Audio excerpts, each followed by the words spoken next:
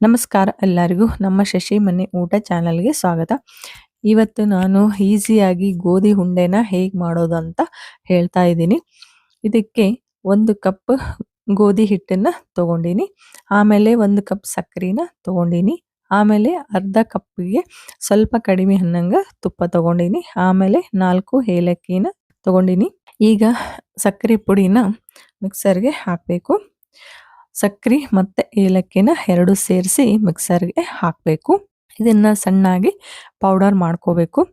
ಆಮೇಲೆ ಒಂದು ಕಡಾಯಿಗೆ ತುಪ್ಪನ ಹಾಕಬೇಕು. ಹಾಕಿ ಇದು ಬಿಸಿ ಆದ್ಮೇಲೆ ಇದಕ್ಕೆ ಗೋಧಿ ಹಿಟ್ಟನ್ನ ಹಾಕಬೇಕು. ನಾನು 1 ಕಪ್ಪಿಗೆ ಅದನ್ನ ಪ್ರೆಸ್ ಮಾಡಿ ತಗೊಂಡಿರೋದು ಗೋಧಿ ಹಿಟ್ಟನ್ನ.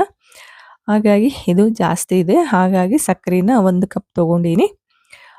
ಇದನ್ನ ಈಗ ಹಿಟ್ಟೆಲ್ಲ ಕೆಂಪಗಾಗೋ ತನಕ ಕಲಿಸ್ತಾ ಇರಬೇಕು. ಇದೆಲ್ಲ ಕಲರ್ ಚೇಂಜ್ ಆಗುತ್ತೆ. ಆದ್ಮೇಲೆ ಇದಕ್ಕೆ ಸಕ್ಕರೆನ ಹಾಕಬೇಕು. ಕೆಂಪಗಾಗೋ ತನಕ ಇದನ್ನ ಈ ತರ ಕಲಿಸ್ತಾ ಇರಬೇಕು. ಯಾರೆಲ್ಲ ಇನ್ನೂ ನಮ್ಮ ಚಾನಲ್ಗೆ ಸಬ್ಸ್ಕ್ರೈಬ್ ಮಾಡಿಲ್ವೋ ಸಬ್ಸ್ಕ್ರೈಬ್ ಮಾಡಿ, ಬೆಲ್ ಐಕಾನ್ ಆನ್ ಮಾಡಿ. ನಮ್ಮ ಎಲ್ಲ ವಿಡಿಯೋಗಳು ನಿಮಗೆ ತಲುಪುತ್ತವೆ. ಗೋಧಿ ಹುರಿದು ಬೀಸ್ಬಿಟ್ಟು ಆಮೇಲೆ ಗೋಧಿ ಉಂಡೆನ ಮಾಡ್ತಾರೆ.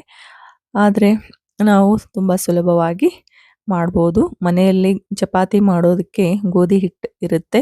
ಅದೇ ಹಿಟ್ಟಿನಿಂದ ಈಗ ಗೋಧಿ ಉಂಡೆನ ಮಾಡೋದು ಹೇಳ್ತಾ ಇದ್ದೀನಿ. ನೋಡಿ, ಇದೆಲ್ಲ ಕಲರ್ ಚೇಂಜ್ ಆಗ್ತಾ ಬಂದಿದೆ. ಫುಲ್ ಎಲ್ಲ ಕಲರ್ ಚೇಂಜ್ ಆಯಿತು. ಈಗ ಇದಕ್ಕೆ ಸಕ್ಕರೆ ಪುಡಿನ ಹಾಕ್ತಾ ಇದ್ದೀನಿ. ಹಾಕಿ ಇದನ್ನ ಚೆನ್ನಾಗಿ ಕಲಿಸ್ಬೇಕು. ಈ ಥರ ಇದು ಕಲರು ಚೇಂಜ್ ಆದಮೇಲೆ ಹಿಟ್ಟು ಫ್ಲೇಮ್ನ ಆಫ್ ಮಾಡಬೇಕು. ಒಲೆನ ಆಫ್ ಮಾಡಿಕೊಂಡು ಆಮೇಲೆ ಇದಕ್ಕೆ ಸಕ್ಕರೆ ಪುಡಿನ ಹಾಕಬೇಕು.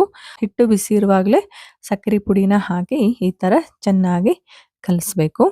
ಕಲಿಸಿದ್ರೆ ಈ ಥರ ಕಲರ್ ಆಗುತ್ತೆ. ಆಮೇಲೆ ಇದಕ್ಕೆ ಗೋಡಂಬಿನ ಹಾಕಿ ಇದನ್ನ ಈ ಥರ ಚೆನ್ನಾಗಿ ಕಲಸಿ ಈಗ ಉಂಡೆನ ಕಟ್ಟಬೇಕು. ತುಂಬ ಸುಲಭವಾಗಿಯೇ ಚಿಕ್ಕರವಾದ ಗೋಧಿ ಉಂಡೆನ ಮಾಡ್ಕೋಬೋದು. ನಾಗರ ಪಂಚಮಿಗೆ ಉಂಡೆಗಳನ್ನ ಮಾಡ್ತಾರೆ. ಈ ಥರ ಪ್ರೆಸ್ ಮಾಡಬೇಕು. ಪ್ರೆಸ್ ಮಾಡಿ ಆಮೇಲೆ 2 ಕೈಲಿಂದ ಮಾಡಬೇಕು. 2 ಕೈಲಿಂದ ಮಾಡೋಕ್ಕೆ ಈ ಥರ ಮಾಡೋಕ್ಕೆ ಬರಲ್ಲ ಅನ್ನೋರು ಒಂದೇ ಕೈಲೂ ಮಾಡ್ಬೋದು. ಒಂದೇ ಕೈಲೇ ಮಾಡಿದ್ರೂ ರೌಂಡ್ ಆಗುತ್ತೆ. ಇದನ್ನ ತುಂಬ ಸುಲಭವಾಗಿಯೇ ಮಾಡ್ಕೋಬೋದು. ವಿಡಿಯೋ ನಿಮಗೆ ಇಷ್ಟವಾಯಿತು ಅಂತ ಅನ್ಕೊತೀನಿ. ಈ ವಿಡಿಯೋಗೆ ಲೈಕ್ ಮಾಡಿ, ಶೇರ್ ಮಾಡಿ ಮತ್ತು ಸಬ್ಸ್ಕ್ರೈಬ್ ಮಾಡೋದನ್ನು ಮರಿಬೇಡಿ. ಧನ್ಯವಾದಗಳು.